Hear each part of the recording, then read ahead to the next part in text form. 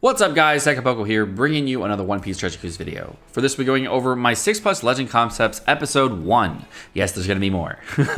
And we're going to be going over a couple different legends, what I think they're going to be, what I think they're going to do, and I have to go over a lot of different challenges in this video on making these 6+s and making them fair and balanced. So I'm going to be going over that, as well as what 6+s have come out in the past and what Bandai has tried to do there, as well as my own version of what I think is going to happen in the future. So without further ado, let's go ahead and jump right into it.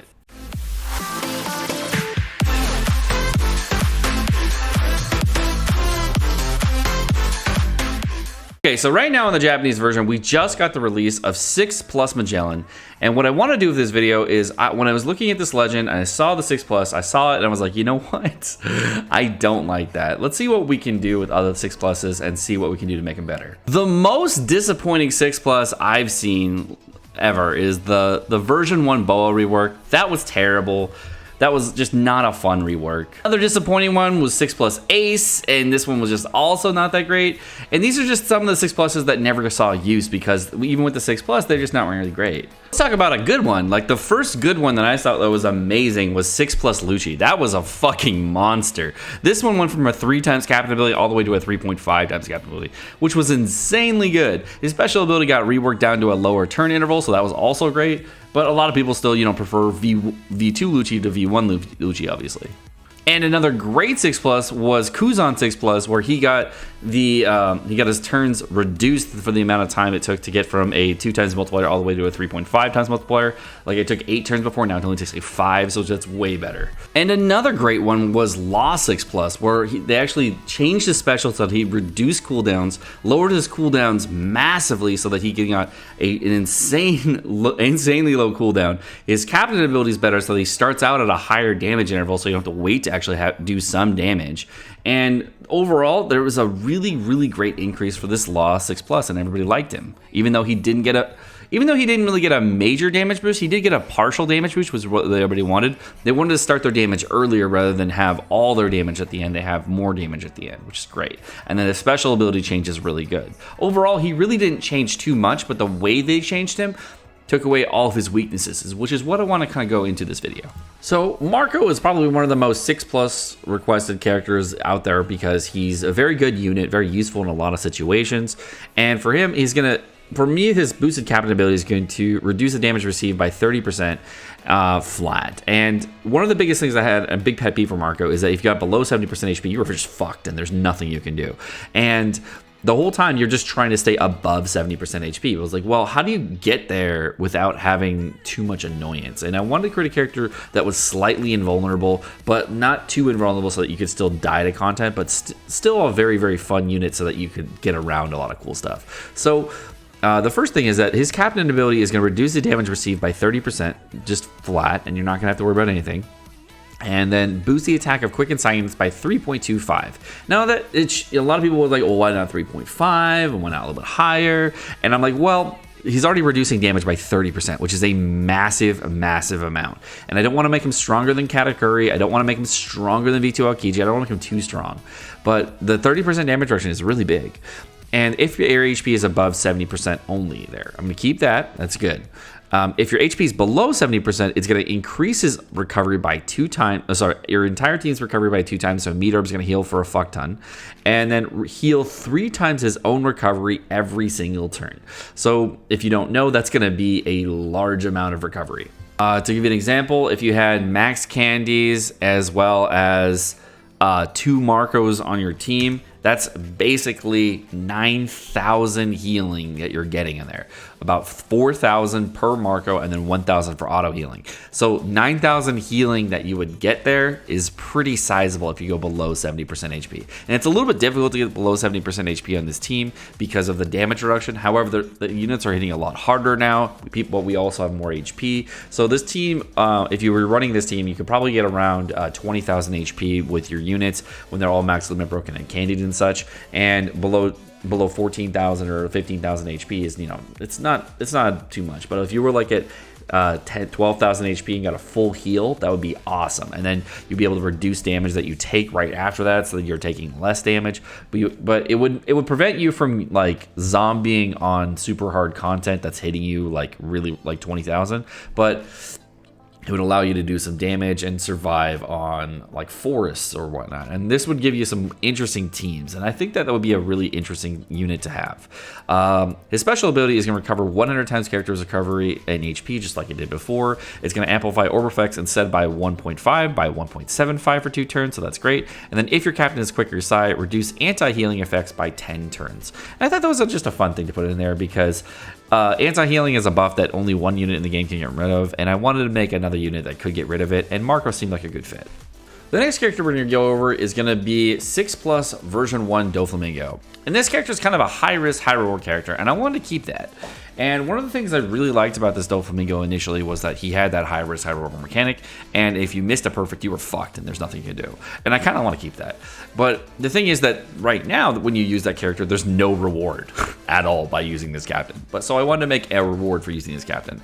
He's going to boost attack of driven characters by 4.25 for the first hit other than perfect, but he's also going to increase damage taken by 1.2 times. Now the thing is, anytime you go over 4x or anytime you go over 3.75, you have to have some drawbacks. Otherwise, you're in this really weird territory of this is way too OP. And I wanted to make him stronger than version 2 Doflamingo in some ways, but weaker than version 2 Doflamingos in other ways, and leave room for version 2 Doflamingo to grow, but not too much to grow, you know? Now, his special ability is going to remove Orb Seal of adjacent characters by 10 turns, which is the thing that Doflamingo does struggle with. He's going to change all adjacent orbs into matching, including block orbs, as well as boost orb effects by 2 times. Now, I think that was a good change because I don't want to make this character too powerful. I don't want to make him too good as a captain, too good as a sub. I want to have him well-rounded so he does not have a perfect kit. And that's one of the challenges with making a 6+ is that you don't want to make a perfect kit. You don't want to make him stronger than everything else, but you do want to provide some cool things. And I think this would provide a well-rounded change to Doflamingo because he doesn't get any HP boost, but he does get increased damage taken like Fujitora, makes him a little bit more hit and miss. And I like that. I like that a lot.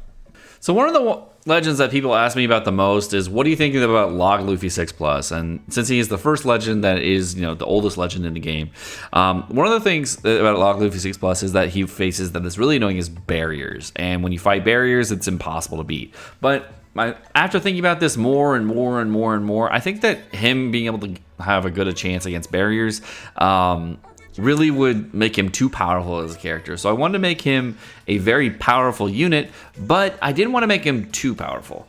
And there are a lot of characters in the game that you can use with Log Luffy. There are a lot of characters you can use otherwise, but what I wanted to do is I didn't want to make Log Luffy a super viable character on a lot of different teams. I wanted to make him viable for his own team and not beyond that. And the reason I want to do that is because it doesn't really make sense to make a character too powerful for every team. It makes it really good powerful for his own team in certain areas, and you still have to make it a way so that other characters that have been released much later or characters that will be released much later will still be viable.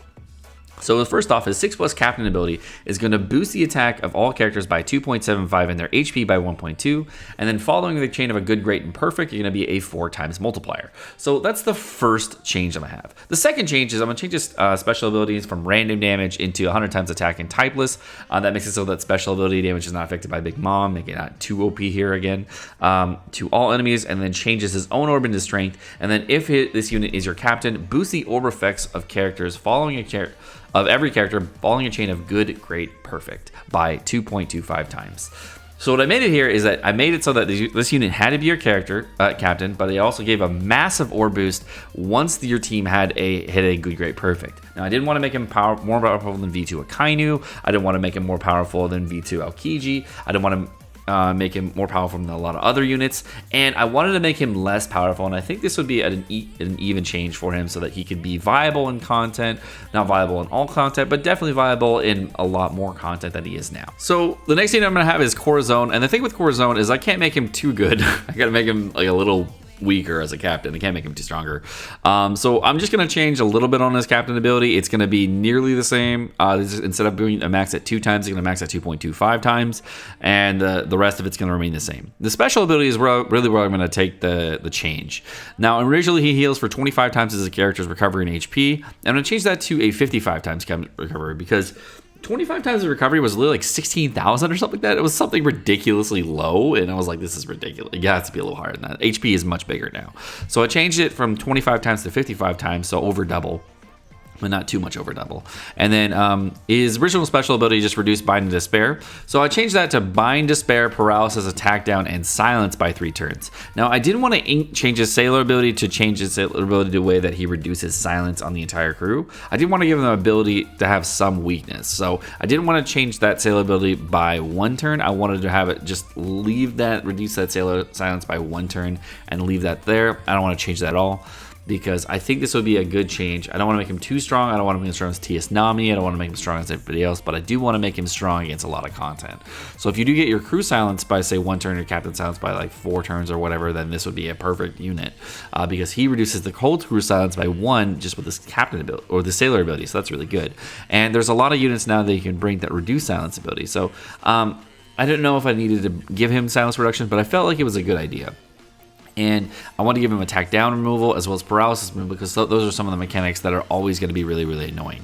And then I also, because of his limit break, he did have an interesting limit break that reduced his own cooldown. I wanted to give him a cooldown motif so that he can reduce everybody's cooldown by 1. So you could use him as a speedrunning character to heal really quickly. And that actually kind of ties into how you would use him on an NL6 Plus team, so that you can actually use him on turn 1 to get a full heal on your entire crew at 50 times the recovery rate, giving him like a 30 times overheal, which is like a 30k HP overheal, which is really cool. I think that would be an interesting change, to be able to use a turn 1 overheal on an NL team, and this would be a nice character to have on that particular team, and then reduce cooldowns of your characters by 1 turn as well. So that kind of gives a nice speedrun aspect to it, and I really like that change, and I'm hoping that it'll be good. Alright guys, well thank you guys so much for watching. I hope you guys enjoyed this episode 1 of the series. Let me know what you guys think about the series in the comment section down below. I want you guys to think about this kind of video, what you guys like about it, what you guys didn't like about it. Let me know more about what you want to see and what you don't like seeing in these kinds of videos. So thank you guys so much for watching. Have a great rest of your day. Again, subscribe up there or down there. Last videos are over there. Have a great rest of your day. Peace.